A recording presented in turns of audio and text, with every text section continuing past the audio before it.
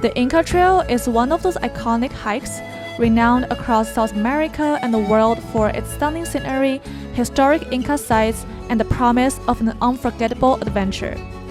It's a journey through history set against the breathtaking backdrop of the Andes. I spent 3 months preparing for this hike, even learning Spanish to fully immerse myself in the experience. But what started as a dream hike quickly turned into something very different. My experience on the trail was far from what I expected. Here's how it all unfolded. Good morning. This is day 1 of our hike, and we got picked up in our hotel at 4:45 in the morning. So it's gonna be a 2-hour-ish drive to our next destination. So we're gonna take a nap. We had a briefing last night, and we were given duffel bags and information of the trail.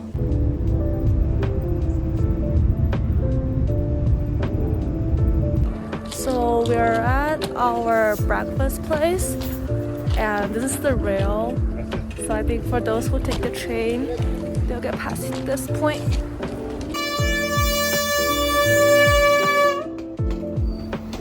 The breakfast was really lightweight. This plate is to be shared by the group, so each person only gets a bite. We only had breads and fruits, and that was it. We dropped our duffel bags that contain our personal belongings to be used at the campsite here. We drove for 1 more hour and arrived at the gate where our passports would be checked. After going through the gate, we applied sunscreen and got on the road. We first passed a museum, and it was not long before we arrived at the welcome sign. On day 1, we are going to be hiking from 2,700 meters to 3,300 meters. It will be mostly flat for the first half and will be more steep on the second half.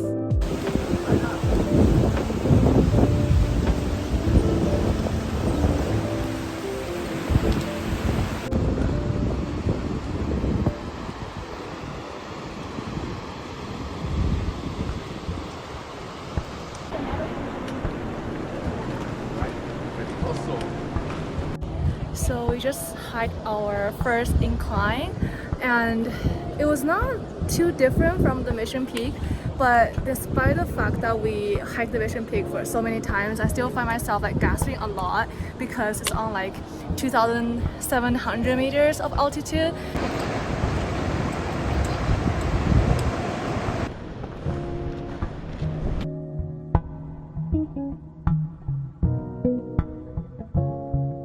Psychedelic cactus. As I told you, we have a lot of psychedelic plants.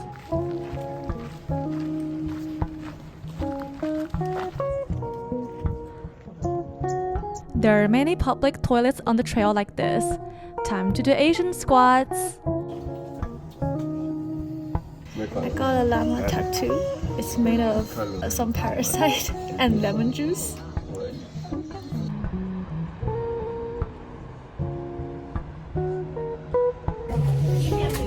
I think I'm still having some altitude reactions. Like my 10 fingers are really numb, and like I kind of gasp when I walk.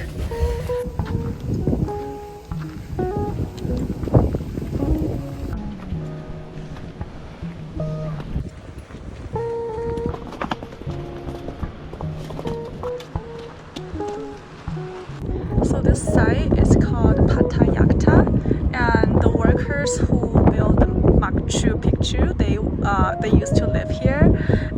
And behind me is the food storage, and because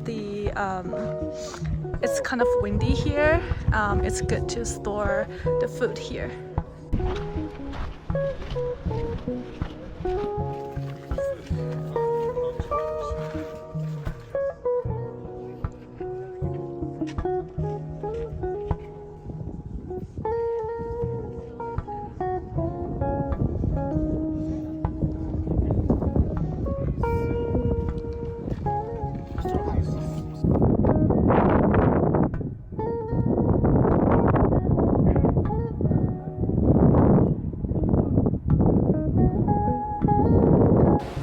So it's 2:30 in the afternoon and I'm starving. Like, I'm so out of breath. I'm actually pretty mad because we had breakfast at 7 in the morning and it was pretty light. Like, we didn't really eat much. It's like a half an egg and like one small piece of bread. It's like not that much. And then there's no snack given during the morning. And then we kind of like rested for like an hour or two in unnecessary areas. Like, it was just like flat. And then we were like resting there, like wasting time. And I don't know when lunch is coming, but I kind of really hate this arrangement and so far not feeling great. It was 3 in the afternoon, and after a long day hike with an empty stomach, the food was finally served. The food was good.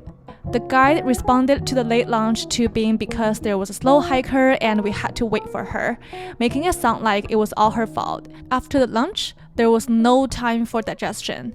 We swallowed a cup of digestion tea and had to start hiking immediately. I was worried that I would get appendicitis the whole time. We also had to hike faster because we were behind the schedule. At this point, I already felt that the arrangement was terrible. Can't they just feed us first and wait for the last person at lunch? Yay! This is our camp. These are our tents. I think we're gonna have dinner and breakfast in this tent. These are our duffel bags. This is our tent. Air mattresses are laid out already, and our personal belongings.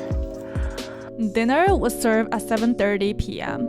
We had a happy hour from 6:30 to 7:30, and I was not happy at all. Don't people do happy hours at 4 or 5-ish? All I needed was to finish dinner quickly and go to bed because the next day we were supposed to get up at 4 in the morning. We're up at 4, and this is going to be the toughest day of the hike. We're gonna hike 5 hours up, 2 hours down, another 2 hours up, and then 2 hours down in high altitude. Yeah, my neck is a little bit pain from last night's sleep. Day 2 was the most challenging day. The guide split us into 2 groups, the fast group and the slow group. The idea is that the fast group would have to reach the first checkpoint in 2 hours, and the slow group would have the extra hiking time by skipping breakfast. I joined the slow group by the advice of the guide. With an empty stomach, maximum 7 hours of sleep, and 3,600 meters of altitude, each step felt particularly difficult to me. I ended up making it to the checkpoint exactly 2 hours on time. Grumbling about not having breakfast, the guide still confronted that I would have dragged down the group because the fast group reached the checkpoint in 1 hour 10 minutes, so he still thinks I would be a burden. So we are at 3,700 meters, and it's about another 2 hours to the Dead Woman's Pass. The bad thing is that we didn't have breakfast, so that makes things harder. I'm pretty mad at it.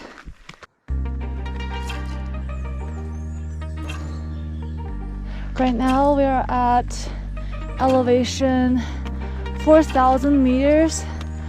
I feel a headache is coming. My heart rate is doing okay. I think it was a good idea to stop taking the Diamox.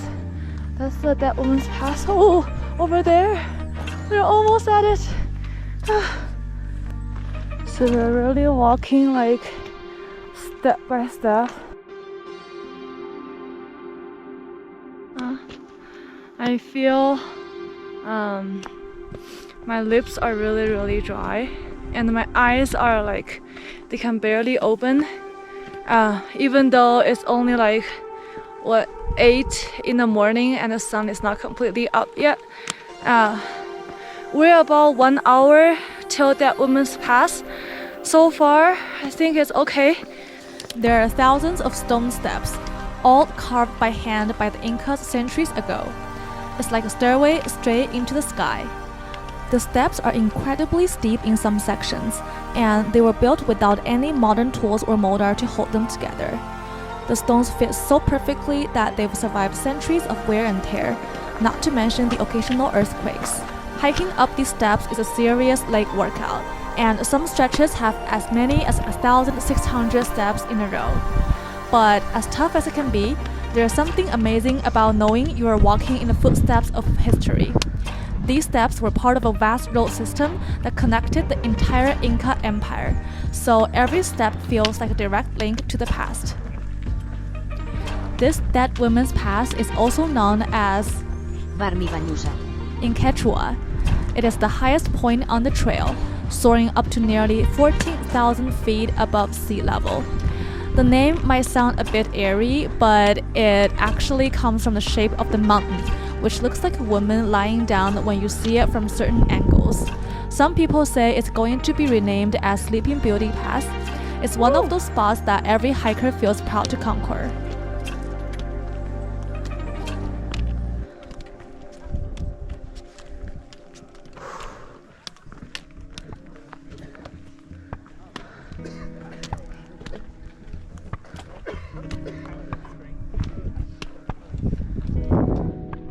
We made it! Hey! Yay! Woo! Well Woo! High five! Made it!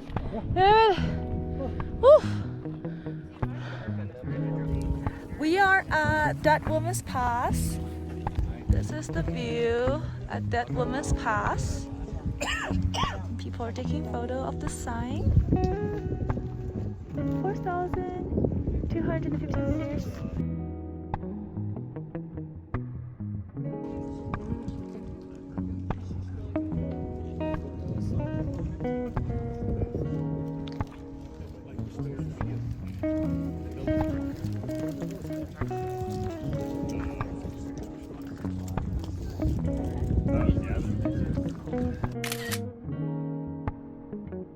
One, two, three. Super family. Okay, start to get down. So we are going down hills now. I feel like at Dead Woman's Pass, I don't really feel much altitude sickness at all. Maybe it's because I had Diamox before, so it was actually not that bad. I'm learning to go down hills and not hurting my knees. It's a little challenging for me.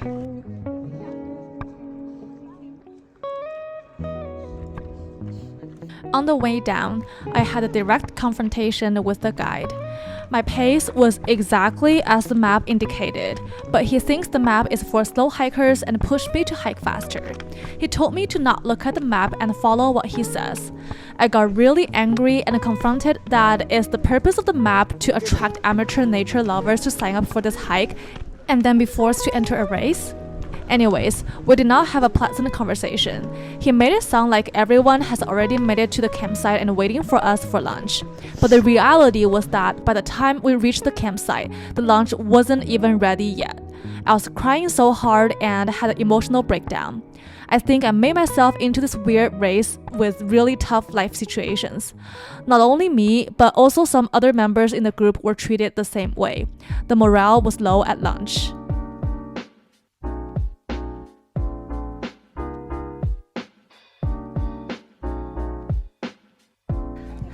After a fulfilling lunch, I finally felt recharged and alive again. I was able to hike in my full capabilities and I was in the leading positions in the group for the second peak. The guide humiliated to me that he would not wait for me if I'm behind, but the reality was that I arrived 20 minutes earlier than the rest of the group. At this point, I really don't want to talk to him anymore.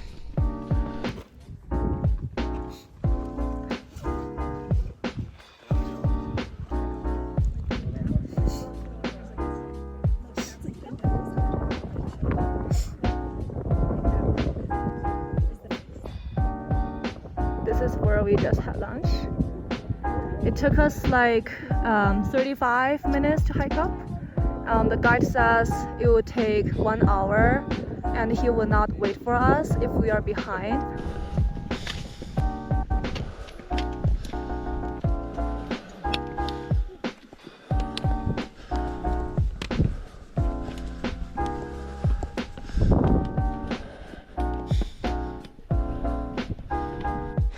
We're almost at 4,000 meters elevation again.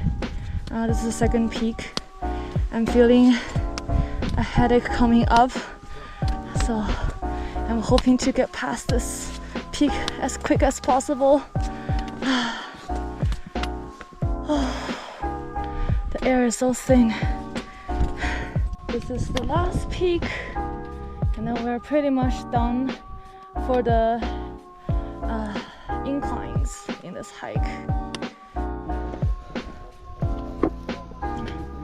We are at the peak, the second peak, 4,000 meters. I don't have much altitude reaction, so that's great. Just having a couple of snacks and chill. It's pretty cold in here. It's like really chilly. I put all my clothes on.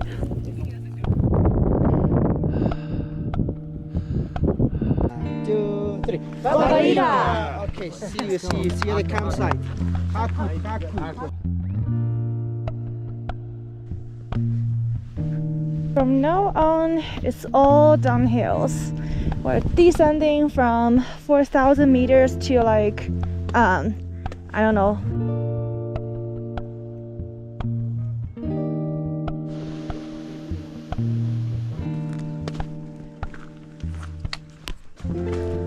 We finally made it. It's been a long day. We hiked for like 12 hours. Yay! Yay! Gracias! Yay!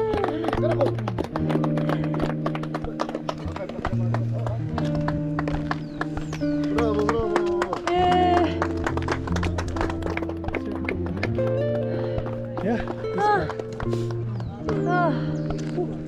Oh. Thanks.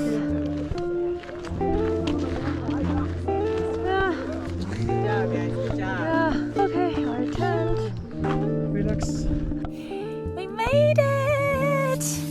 Oh, it's actually not that bad. Like initially I was so anxious, but it was literally not that bad. Like both me and Francis didn't get any sort of altitude sickness. So it was pretty good, I would say. And it was like 4 to 5 hours up. Like steep up stairs, the Inca stairs, and then 2 hours down, and then lunch, and then 2 hours steep up, and then 2 hours down. So it was like, I think my gym, like my stair mills in the gym paid off. Like I think climbing the stairs is not so difficult, and we made it on time. We arrived at the campsite like a little past 5, so we're doing pretty good. I'm so proud of ourselves. Dinner was ready but not served until 7 because the guide wouldn't let us eat until he finished talking. He claimed that without his pushing, we would still be hiking right now in the dark, which I seriously doubt would be the case. By the time food was served, the food already turned cold. I almost swallowed the food with tears. I was so hungry that I had a big stomachache.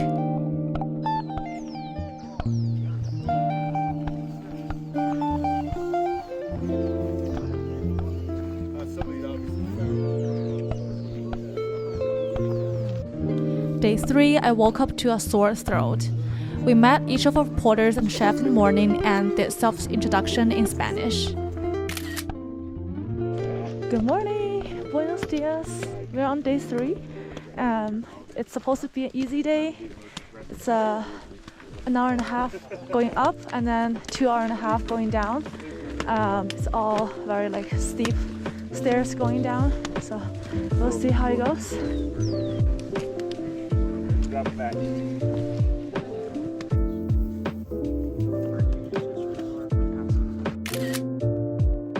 Oh, it's dark.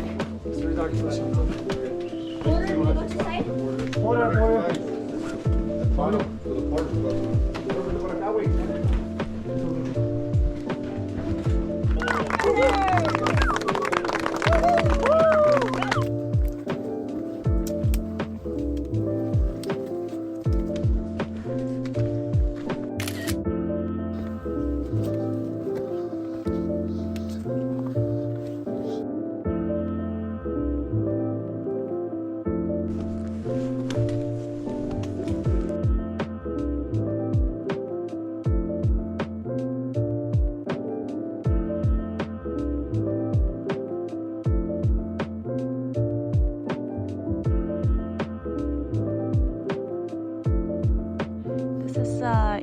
last site. And there's actually another one here in the clouds, but it's all covered.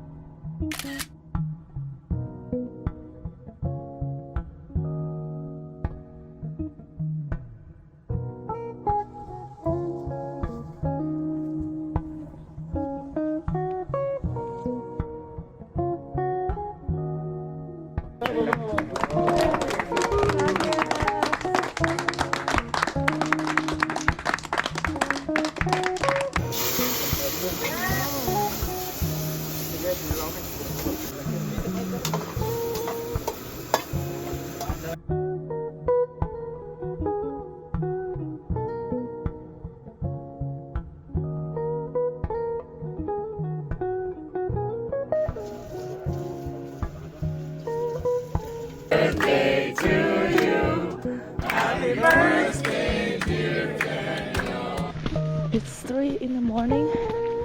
We got up really early. It's gonna take 5 minutes to the checkpoint. And then we're gonna wait for 2 hours for the gate to open. And after that, it's gonna be a 1-hour hike. We woke up at 2 a.m. because the tent next to us was really loud. I had hot breath from the nose and started coughing. I also noticed that many members in the group also started coughing. Francis got a nosebleed. We both felt pain in the lungs. We got up at 3 and had to wait at the gate for 2 hours to support the local porters for them to catch the 5 a.m. train home. 1, 2, 3. Machu Picchu. The gate will open at 5:30 and it's going to be a 1-hour race to the Sun Gate. And the goal is to be the first one to arrive at the gate so that you can take a picture without people in the background. I was too sick to race, and honestly, I don't really see the point of the race with the AI technologies nowadays. I was wondering every second why I put myself into such tough life situations. Especially a lot of the tough life situations seem to be unnecessary and artificial. I believe if it could be self-guided, the experience would have been 10x better. At least I would not be starving. At least I would make myself get enough sleep. At least I would have been able to go to bed much earlier by eating dinner earlier. At least I would be able to follow the pace indicated on the map and not having someone humiliating me. It appears that the map is just something that the company tries to attract more people to join, but when you're really in it, you are in the race. You don't deserve to enjoy the hike if you're not a marathon runner.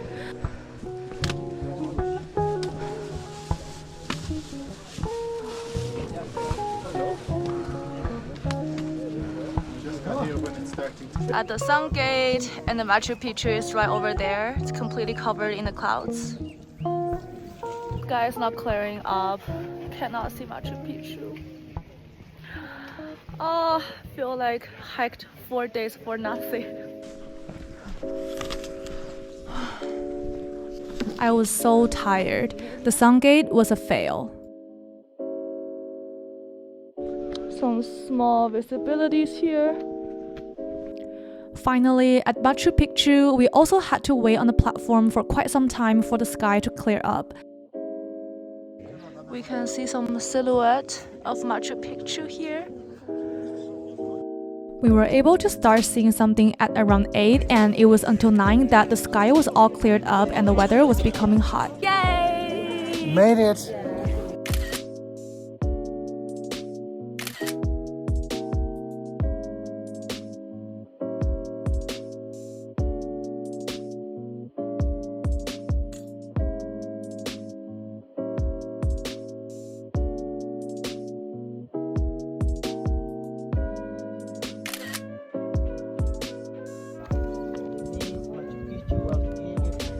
the priest's house.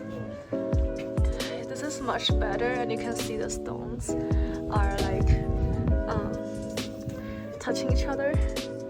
It's a perfect line. Perfect line.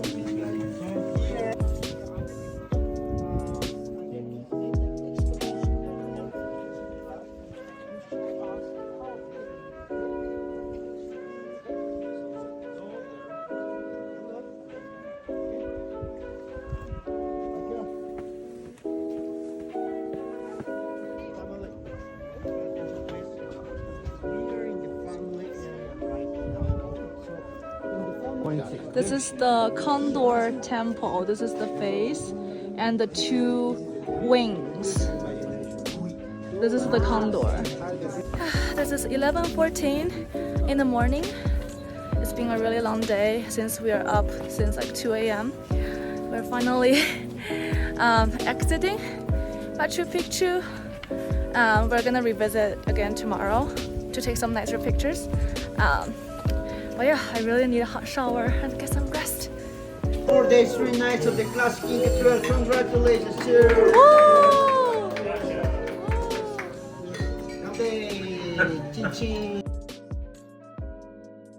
We had a hot shower in Aguas Calientes and had the longest sleep in a while. It turned out the day we were there was also the anniversary of Machu Picchu.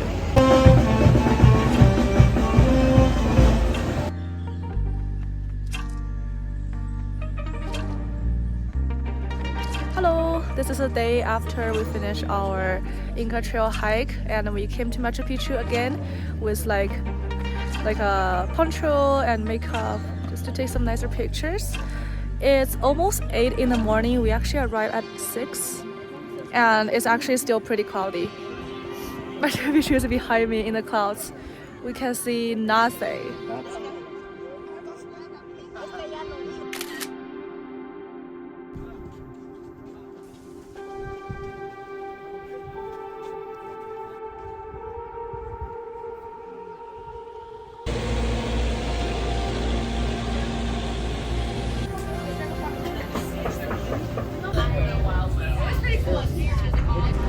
There was another drama on the bus back to Cusco where the company left a kid in the bathroom and walked away.